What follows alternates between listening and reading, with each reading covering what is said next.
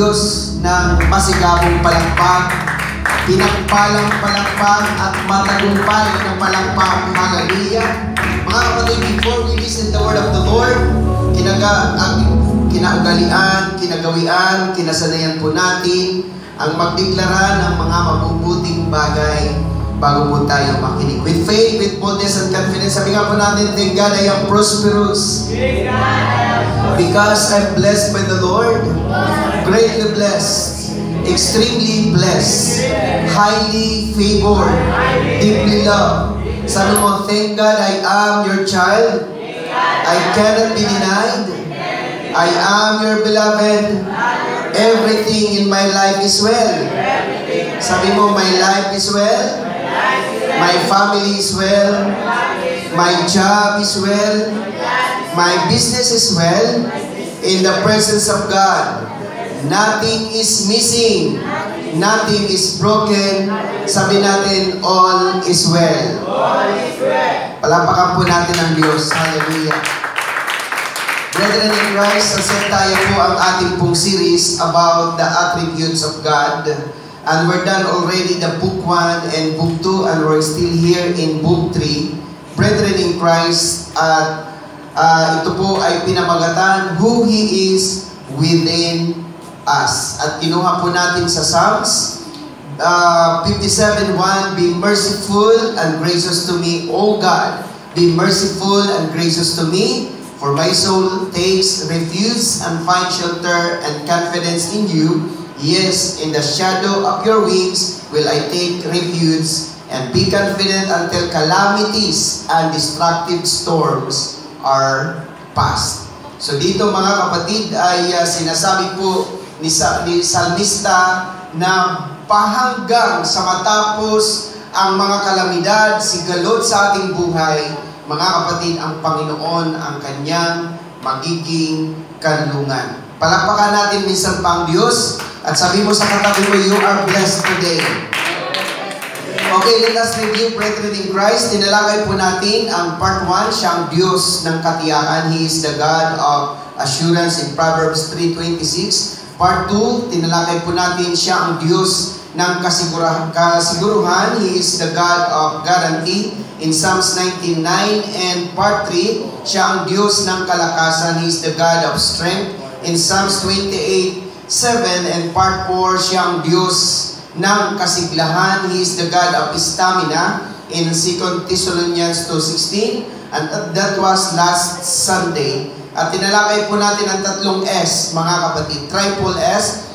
First point, the strength of stamina. And then the sharing of stamina. And then the source of stamina. So we need the strength, sharing, and source of stamina. And we're now here in part 5, brethren in Christ. Nandito po tayo sa part 5, which entitled, siya ang Diyos ng kagalakan. He is the God of joy in Nehemiah 8:10. Sabi po dito, nang magkagayo'y kanyang sinabi sa kanila, magsilakad kayo ng inyong lakad, magsikain kayo ng taba, at magsiinom kayo ng matamis, at padala kayo ng mga bahagi roon, at sa walang naihanda, sapagkat ang araw na ito ay banal sa ating Panginoon. Huwag din kayong mga manglaw, sapagkat ang kagalakan sa Panginoon ay inyong kalakasan.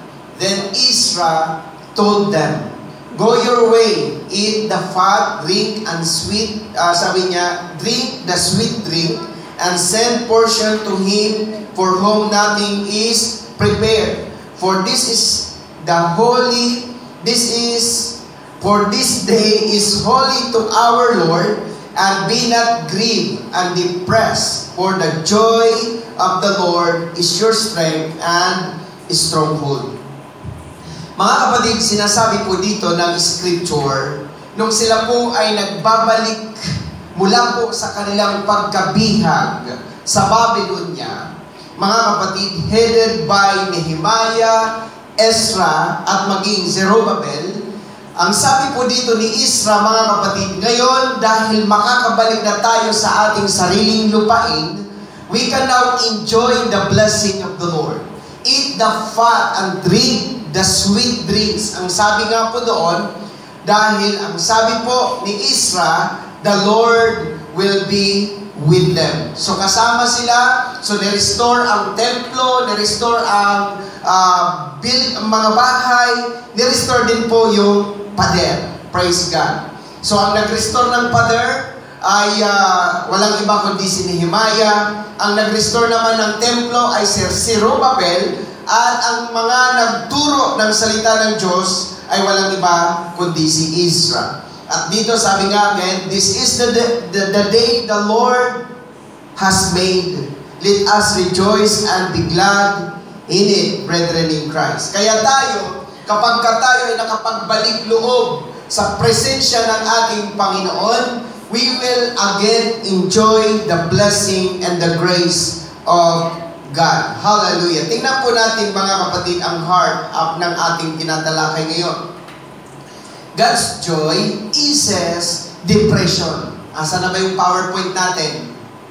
Hallelujah. So, ang kagalakan na galing sa Panginoon, mga kapatid, ito ay nag-i-ease. Ibig sabihin, pumapawi ng depression na ating nararanasan. Nowadays, ang dami nating mga pinagdadaanan, ang dami nating mga nararanasan, mga kapatid, at all we need is God. Kasi ang Diyos lang ang pwedeng pumawi. Doon lamang sa piling ng Panginoon maiibsan ang ating mga depression.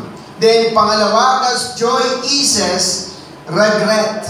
May mga sorrows tayo, may mga kalungkutan tayo, mga kapatid na nararanasan sa Panginoon. At makikita po natin na whatever sorrow we have in life, marami tayong mga regret, parang pinagsisihan, kaya we cannot bring the past anymore. Kanta po yan. And then God's joy eases anxiety. Ano po ba yung anxiety natin? Yung time to time, lagi nating iniisip, lagi nating iisipan, yan po ay mga anxiety hanggang maubos ang ating kalakasan. And then God's joy eases grievance. Alam niyo po yung mga grievance, mga kapatid, ito po yung mga bit-bit natin, mga dalangin natin. Kaya sabi ko nga, masarap naman mabuhay ng walang kinikimkim. Sabi mo sa katabi mo, huwag ka nang magkikimkim. Kasi minsan ang mga tao mahilig magkimkim. Sabi ko nga, ang galit, puot, hinanakit, kikimkimin natin, yayaman tayo, ikimkim na po natin. Pero if that will not happen, help sa atin, you don't need na pag-isipan, paulit-ulit ang mga bagay na ito. Bakit napakahalaga po ang kagalakan? Sabi mo nga ulit sa katabi mo, kagalakan. Kaya nga diba, nag-joke lang po ako minsan. Sabi ko, tingnan nyo po yung, diba, sa mga mag-asawa, kaya nga, asawa. Spelling ng asawa. Sa unang taon, medyo masaya sila, pero pag nakalipas ang isang taon, mawawala na yung A, sawa na sila sa isa't isa. Nagkakasawaan na. Hallelujah. Nagsasawa sa mukha, nagsasawa sa amoy, nagsasawa sa lahat. Praise God. Then pagkalipas another year, wala na rin po yung S. Awa na lang. Kaya si Mrs. nagkikisama na lang, alang-alang sa anak, alang-alang sa kanilang mga supling, na andun yung awa. At pakalipas ng isang taon, talagang hindi na nagkatiisan, naghiwalay, kaya wag na. Kaya dito mga kapatid, alam niyo po bakit napakahalaga ang kagalakan. Ang kagalakan kasi, nagdudulot yan sa atin ng stamina at saka strength. Subukan niyo po ang isang bagay na hindi ka masaya. You will not enjoy doing it. Tama ba mga kapatid? Praise God. Halimbawa, sa mga misis, o mabalikan natin ulit ang mga misis para naintindihan natin, mas madali sa kanila maglaba kapag masaya sila. Pero kapag sila ay hindi masaya, maniwala kayo mga kapatid, Praise God. Lalagyan ng lahat ng chloride para ang itim mamutik na. Praise God. Dahil sa kanilang walang kagalakan. Napakahalaga po ang kagalakan. Psalms 32:11, sabi po dito, kayo'y mga tuwa sa Panginoon at mga galak kayong mga matuwid. At magsihiyaw kayo ng dahil sa kagalakan. Sabi niya, kayong lahat na matuwid sa puso. Kaya kung mayroon pong magiging masaya, ito po yung mga taong matuwid. Sabihin mo nga sa katabi mo, matuwid. Kasi alam niyo po mga kapatid, people will not enjoy their life kasi talagang hindi sila, okay, sa English sabi po dito, be glad in the Lord and rejoice. You uncompromisingly righteous. You who are upright and in right standing with Him, shout for joy. All you upright in heart. Kaya tayong mga anak ng Diyos, we have all the reason to be glad. And Psalms 35:27, magsihiyaw nawa ng kagalakan at mga sayahan ang nagsisilingap ng aking katuwiran. Oo, mangagsabi nawa silang palagi dakilain ng Panginoon na nalulugod sa kaginhawaan ng kanyang lingkod. Let those who favor my righteous cause and have pleasure in my uprightness shout for joy and be glad and say continually, let the Lord be magnified who takes pleasure in the prosperity of His servant. Alam niyo po, marami tayong mga kapatid, dahilan para magala. Sabi mo nga ulit sa katabi mo, magala. Di ba, ang dami na nating mga pinagdaanan sa buhay.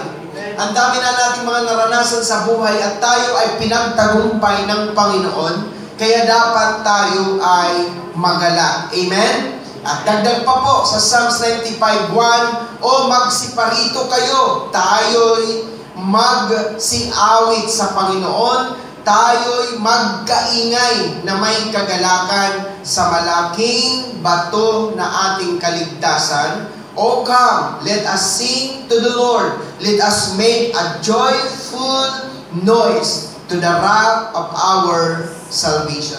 Hindi pa nangyayari yan dito sa atin kasi dito hindi pa tayo masyadong masaya pag nag-praise and worship. Ang iba talaga naglulundagan, nagsasayawan, praise the Lord, naghihiyawan, nagpapalakpakan. Sa atin medyo ilang pa, praise the Lord. Pero ang sabi ng Bible, let us make a joyful noise. Kailangan magkaingay tayo, mga kapatid, sa ginawa ng ating Panginoon.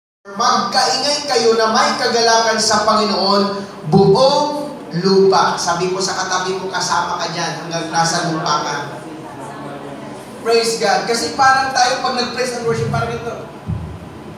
Kaganda ng umaga. Parang walang ganda ang umaga. Praise the Lord. Sabi dito, magkaingay kayo na may kagalakan sa Panginoon buong lupa, mga pasimula at magsiawit dahil sa kagalakan. Oo, magsiawit kayo ng mga pagpuri. At sabi niya, make a joyful noise to the Lord, all the earth. Break forth and sing for joy. Yes, sing praises. Ang ganda nun, mga kapatid, talagang sa iba, nagchat-chat-chapaho sila, talagang sumasayaw sila dahil sa kagalakan na ibinibigay ng Panginoon. In Psalms 101, magkaingay kayo na may kagalakan sa Panginoon. Kayong lahat, sabi mo ulit sa katabi mo, lahat. Walang battery na nga. Wala ng battery. Meron ng battery. Ayaw ko pa naman ang i-intira. Battery na lang yan. Battery niyan.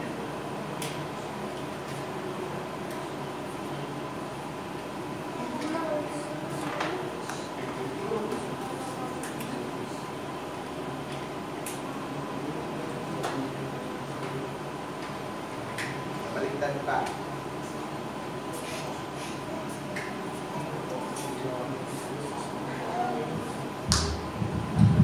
Alapakan niyo si Lord. Kaya magkaingay tayo. Sabi mo ulit sa katabi mo, magkaingay. Magkaingay. Hallelujah. In Psalms Sabi niya, a psalm of thanksgiving, and for the thank offering, make a joyful noise to the Lord, all you lands. Kaya lahat tayo, mga kapatid. Ngayon, sino ba ang gusto magkaroon ng kagalakan? Amen.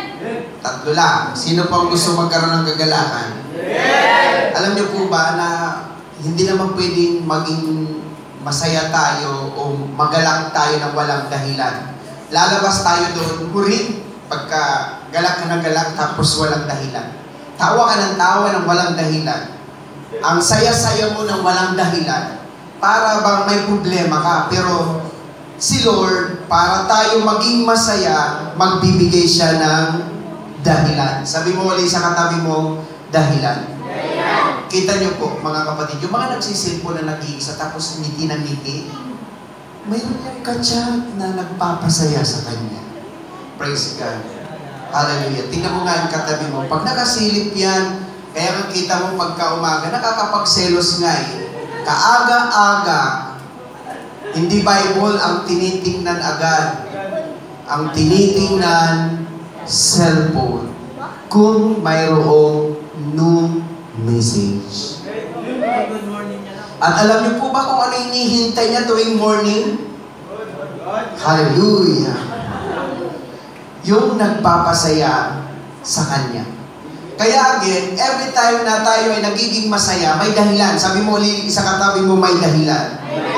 Kaya si Lord, hindi rin siya magbigay ng dahilan para tayo maging masaya. Attribute number 1, we'll have joy in loving God. John 15:10 hanggang 11. Kung tinutupad ninyo ang aking mga utos, ay magsisipanahan kayo sa aking pag-ibig, gaya ng aking pagtupad sa mga utos ng aking Ama, at ako'y nananatili sa kanyang pag-ibig. Ang mga bagay na ito ay sinalita ko sa inyo, ang alin tungkol sa pag-ibig, upang ang aking kagalakan ay mapasa inyo, at upang ang inyong kagalakan ay malubos. If you keep my commandments, if you continue to obey my instructions, you will abide in my love and live in it, just as I have obeyed my Father's commandments and live on in His love. I have told you these things, that my joy and delight may be in you, and that your joy and gladness may be of full measure and complete and overflowing. Kaya alam niyo po, ang nagpapasaya sa atin, kapag naranasan mo ang pag-ibig ng Panginoon, you have the reason to be glad. Amen? Amen po ba? Amen! Balikan natin ulit para mas maintindihan ninyo ang isang tao na wala ng pagmamahal sa kanyang partner, hindi na siya masaya. Tanungin mo nga ang katabi mo, masaya ka pa ba sa partner mo? Hindi na. Praise the Lord! Amen! May tao pa po ba? Kasi ang nagmumotivate sa atin, pag-ibig. Agree ba kayo mga kapatid? Hallelujah! Kapag wala na ang pag-ibig, we will not enjoy anymore.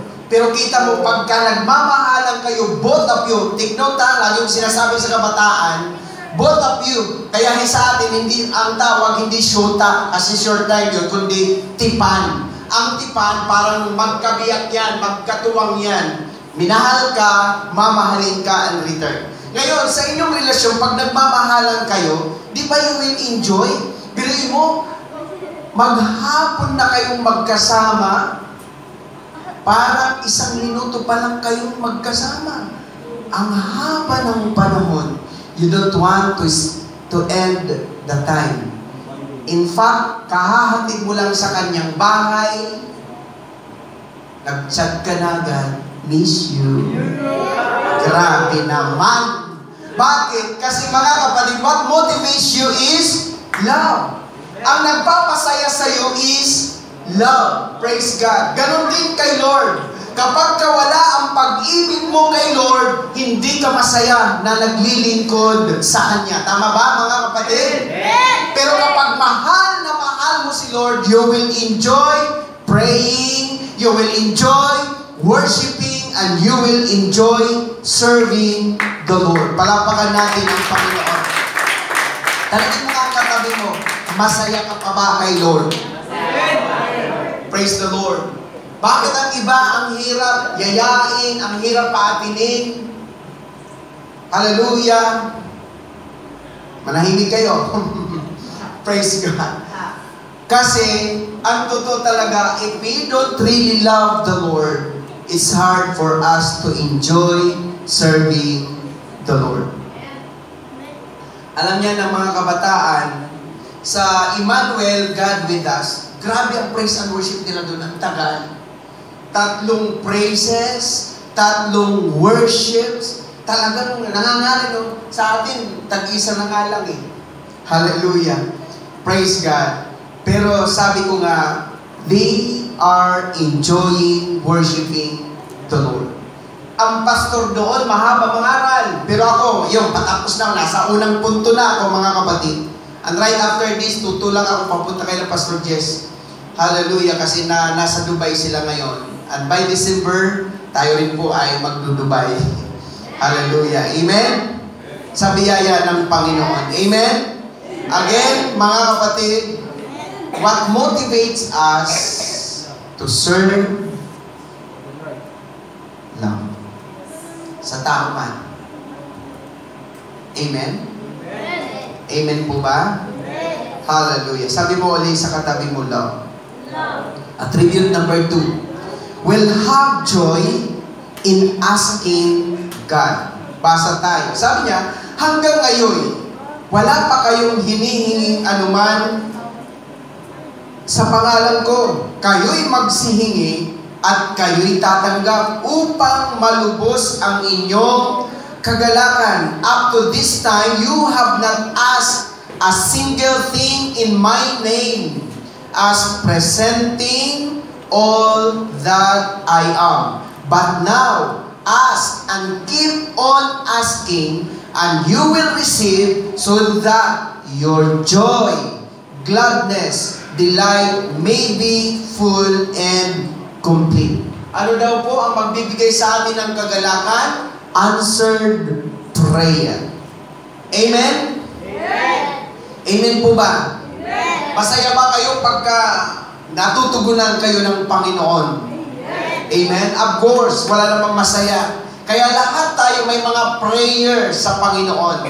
May mga desire tayo sa Panginoon, at kapag ginawa yan ng Panginoon sa atin, hallelujah, imposible. Siguro si Sister Joy, kapag ibigay na sa kanya ng Lord yung kanyang house and lot, alam mo, sasabihin niya, salamat Panginoon, ang lungkot-lungkot ko, dumating na yun.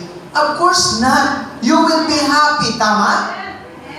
Nakaka-burden kayo na kababayad-bayad mo lang, mayroon ka na naman utang. Hallelujah. Amen? Amen. Kita niyo po, pag magkaroon tayo ng sariling church, ang saya-saya natin kaya. Mag-offer man kayo, o hindi, walang problema. Amen? Amen. Hindi na kayo tatamaan sa offering.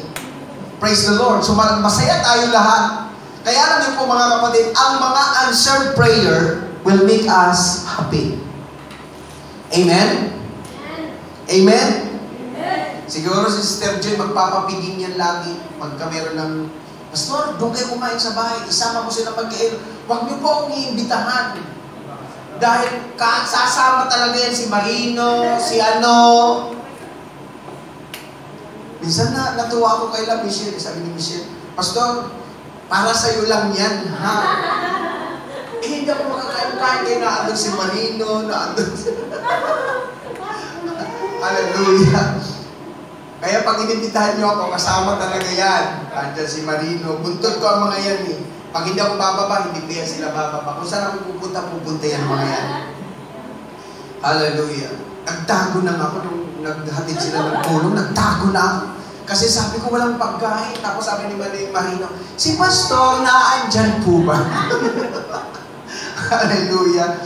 Mga kapatid, again, masarap pagka mayroong answered prayer dahil nagkokos yan na maging masaya tayo sa buhay. Amen?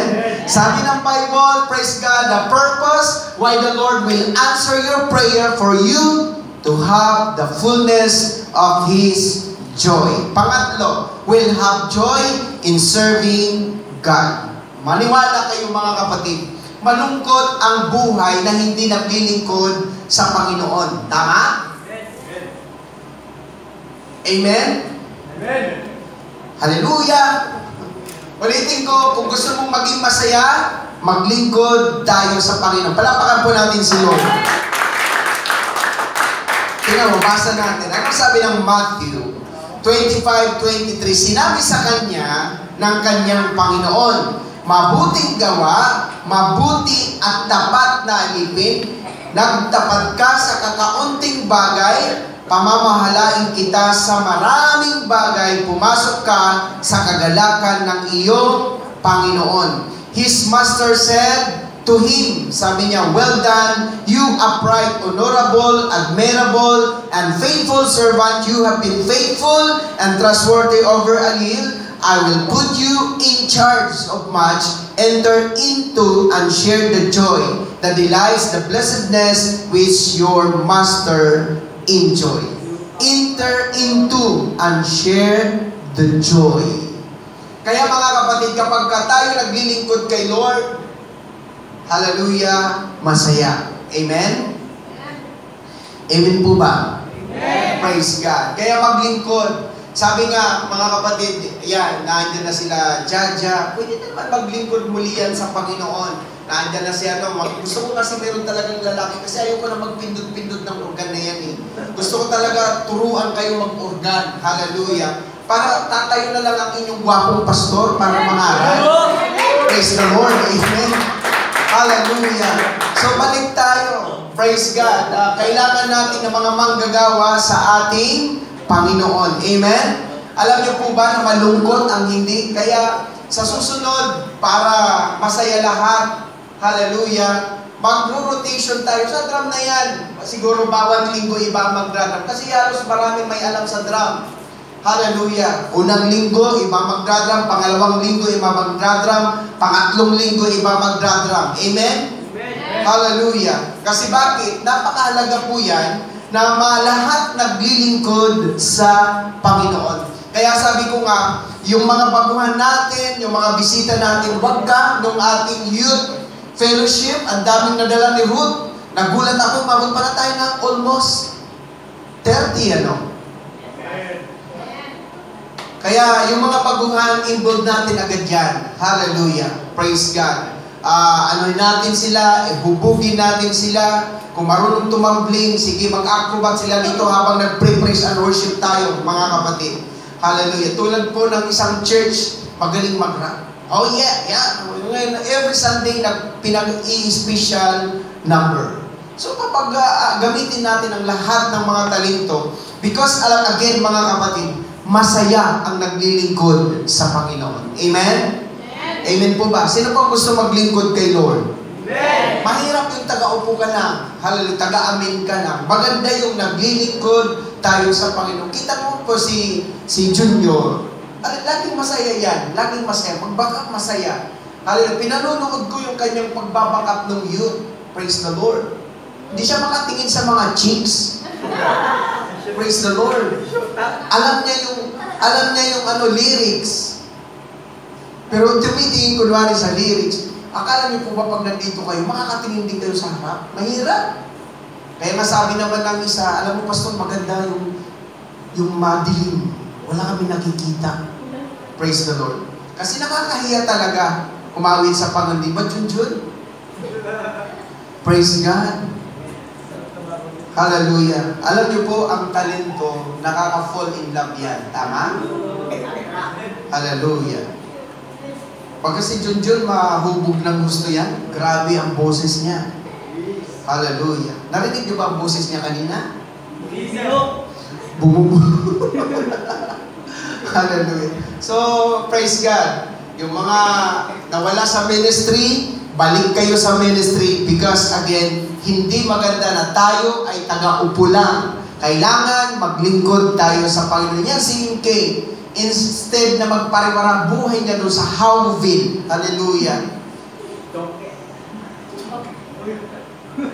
Mag-drum siya. Praise the Lord. Siguro mahihiya naman siya mag-drum. Na makikita ko siya na kung anong ginagawa niya. Are you here, church? Hallelujah. Alam niyo po, ang daming kabataan ang nawala sa Panginoon na napariwara ang buhay. Amen? Are you here, church? Kasi di ba sabi ko nga sa inyo, parang ito dito si Lord, nandito ang demonyo, ikaw yung nasa gitna. Pagka lumalayo ka kay Lord, tingin kayo ng maigi para maintindihan ninyo, pag lumalayo ka kay Lord, hindi mo namamalayan na napapalapit ka sa kaaway. Wala yung kausap. Ulitin ko, dito tayo, dito si Lord, dito yung kaaway. Sabi natin si Satanas, Diablo. Ngayon ikaw, it's your choice. Kung lumalayo ka kay Lord, kasi yung hindi pag-a-attend, choice mo yun eh. Yung gusto mo yun eh, ayaw mo eh. O ngayon, lalapit ka, hindi mo namamalayan, napapalapit ka ngayon sa demonyo. Pero kapag lumalayo ka sa demonyo, hindi mo rin namamalayan na malapit ka na sa Panginoon. Kaya kita niyo po, hindi po question. Bakit ang mga kabataan na lumalayo kay Lord, napapariwara, nai-involve sa mga bisyo, nai-involve sa mga masasamang gawain, is because lumalayo sila kay Lord. Amen? Amen? Amen? Yes, si MK dati, ang sabi nila, Pastor, si MK mula nang matindihan sa inyo, nagbago yan, lumayo sa highly favored. Pumunta ng Howville. Sa susunod, magkukotse ako kung pipick up sa kanya. Nagpapapick up eh. Hindi nagpapapick up para mamasyal at kumain sa McDo. Are you in church? Palampakan natin si Lord. Masaya ko lang dyan si MK. Ibalik natin papagdamin yan. Hallelujah. Kasi alam niyo po mga kapatid, ang kabataan talaga, kapag hindi yan maglingkod sa Panginoon, magiging malapit yan. Kita mo si Marino, nang wala yung kay Lord, grabe, daig niya pa yung adik doon sa mga adik. Pero kita mo nung magbalik loob kay Lord, nag-drum. Kita mo naka-chaleko, naka-long sleeve. Kaya nga ang tanong ni Michelle, ikaw na ba ang nagpapastor dyan? Hallelujah. Nakikita niyo po yung buhay na ipinaglilingkod kay Lord, umiiba, tama? Praise God. Kaya kita niyo po si Marino ngayon, ayos na ang buhay. Dati-dati, pag nakikita ko yan, hallelujah, hindi mo alam kung, praise the Lord, natulog o hindi. Pero ngayon kita mo, maayos ang kanyang buhay. Amen? May tao pa kaya? Amen! Kaya ulitin ko, church, ang buhay natin, ipaglingkod natin sa Panginoon. Last, attribute number 4, will have joy in trusting God. 1 Peter 1:8, na hindi ninyo nakita ay inyong iniibig, na bagamat ngayon ay hindi ninyo siya, ang Diyos, nakikita, gayon may inyong sinasampalatayanan, na kayo'y nangagagalak na totoo, na may galak na di masayod at puspos ng kalwalhatian. Sabi niya, without having seen Him, you love Him, though you do not even know. Sabi niya, now see Him, you believe in Him and exalt and thrill with inexpressible, glorious, or triumphant, heavenly joy. Haba naman ang sinabi ng Amplified, hallelujah, siya ang Diyos na hindi natin nakikita, sumasampalataya tayo, kaya tayo ay nagkakaroon ng tinatawag na hindi masayod, hindi ma-express. Nakakita na po ba kayo ng tao na hindi magpalawalan kung bakit ang saya-saya niya? Ba't ang saya mo, sister? Basta, saya mo lang. Hallelujah. Ba't ang saya-saya mo? Basta masaya ako. So, hindi mo ma-express kasi pag nagtiwala ka kay Lord, you will automatically have that inexpressible joy. Amen? Amen? Amen. O sabi mo ulit sa katabi mo, kagalakan. Praise the Lord. So let us sum up. Inano po natin ang last, LAST. We'll have joy in loving God. We'll have joy in asking God. We'll have joy in serving God. And we'll have joy in trusting God. Yan ang mga dahilan kung bakit tayo ay may kagalakan sa presensya ng Panginoon. Last verse, 1 John 1, 3 and 4. Yaong aming nakita at narinig ay siya rin namin ibinabalita sa inyo upang kayo naman ay magkaroon ng pakikisama sa amin. Oo, at tayo ay may pakikisama sa Ama at sa Kanyang anak na si Hesukristo.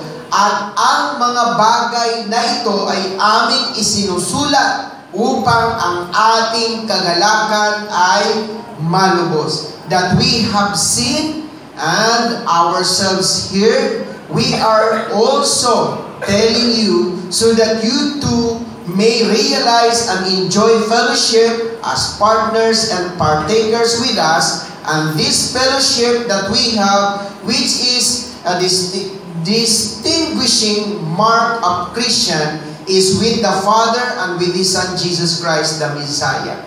So, sabi ng mga alagad, ang aming nakita, ang aming narinig, ang siyang isinusulat namin sa inyo upang ang purpose, malubos ang ating kagalakan. Ano ba itong mga isinulat? Ano ba itong mga narinig? Listen up, brethren in Christ. Bakit magbibigay sa atin ng kagalakan? Nakita, narinig ng mga alagad na si Jesus ay mabuting pastor. Nakita at narinig ng mga alagad na si Jesus ay nagpapagaling. Tama?